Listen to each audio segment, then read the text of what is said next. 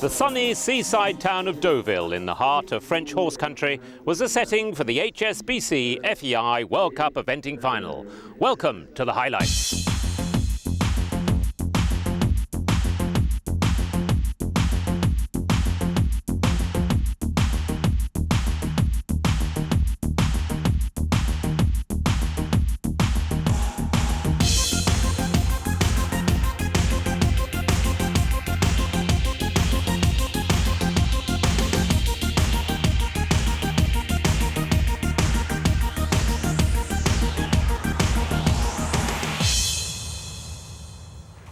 Well, the sun shone from a cloudless sky for the fifth running of this FEI World Cup eventing final, and we caught up with HSBC representative Giles Morgan to explain the competition. What we have at the World Cup final is the top 40 riders in the world who've taken part in 17 qualifier events in 11 countries and 3 continents. It's wonderfully international. That brings the best riders together, as well as some of the best young riders together to get the chance to compete at the very top level. And this is our first year here in Deauville, and we're greatly looking forward to it. Well, alongside me in the expert commentator's chair is the voice of equestrianism from the BBC, Mike Tucker. And Mike, a chilly start on that Friday morning. Certainly was. This one of a number of the top equestrian disciplines celebrating this wonderful venue in Deauville. And the judges very much enjoyed that early start when Lucinda Fredericks and the great Headley Britannia come forward. A mare that disappointed, I think, probably Lucinda and the rest of the world in Hong Kong, but looked very much back to her best. Lucinda, of course, not only one of the world's best street event riders, but also so capable in this particular discipline on its own. Very accurate. Lucinda reported the mare was perhaps a little under par in Hong Kong, but she certainly looked full of action and activity here. Well, Lucinda would take an early lead as we move on to Frank Ostolt on Air Jordan 2. And Frank, a member of the gold medal team in Hong Kong. Yes, he rode Mr. Medicott there, but he's back with his great favourite, Air Jordan. This is the horse that he was in the gold medal team in the Worlds in Aachen in 2006. Taken a step back and competing at lower levels this year as he's not been at his best. It's a horse that has always performed a very good dressage test and did so again. Frank Ostolt, now certainly one of the best riders in the world and one of the reasons why Germany now are so hard to beat. Very accurate, perhaps losing a little forward momentum. For the United States, Alison Springer and the 9-year-old Arthur, one of 3 riders from the USA in this field of 39, and this combination putting on a very elegant performance. The Americans are looking for new talent, and Alison may well be one such competitor for them in the future. Very good-looking horse that immediately provides a very good picture. Catch the grand jury's eye for sure. Good marks with another accurate test.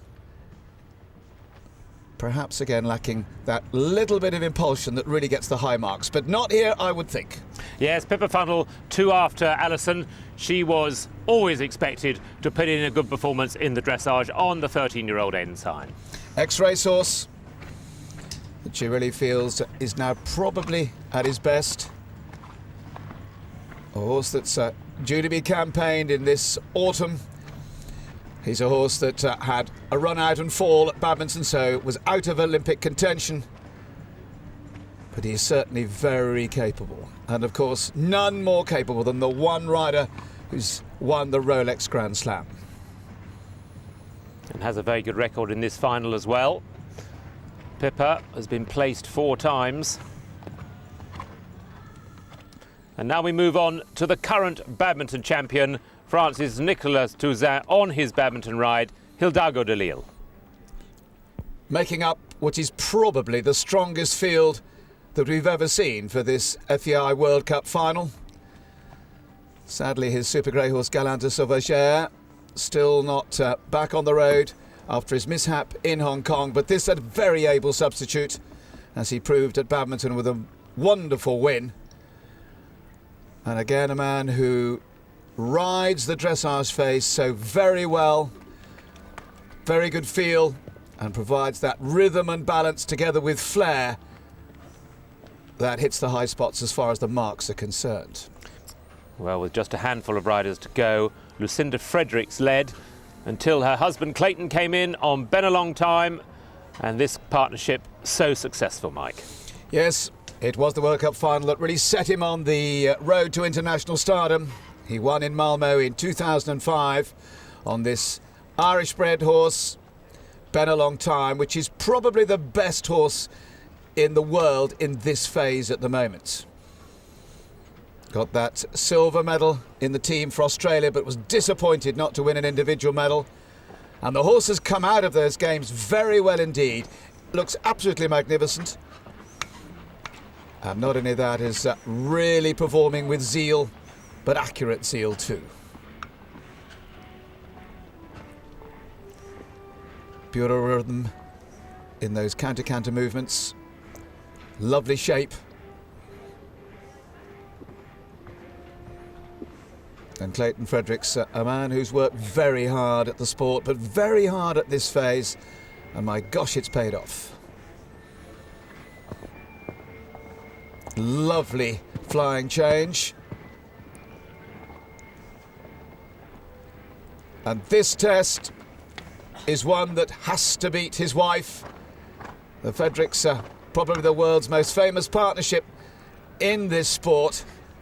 It's normally his wife who'll lead the dressage, but this time I think Clayton has done enough to get his nose in front.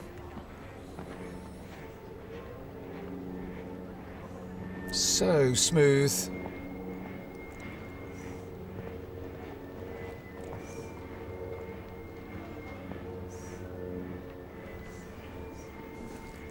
And again, real accuracy, those loops hitting the side of the arena, absolutely spot on. And again, another flying change where the outline does not change. And so very smooth. Michel Asseret, the French member of the grand jury, headed by Anna Mette from Denmark as the president, and Angela Tucker from Great Britain. Three very well-known judges at the top level, and they'll be enjoying this. Has to be the best test that they've seen in this HSBC FEI World Cup final. Yes, well, with wife Lucinda at the top of the leaderboard at that moment, I'm sure the incentive was there for Clayton to do better, and I think he has. As we see the leaderboard, there we are. Clayton Fredericks in the lead after dressage, 36.1, with a 4.1 penalty lead over wife Lucinda, with Pippa Funnell and Alison Springer joint in third. Stay with us for the exciting cross-country action.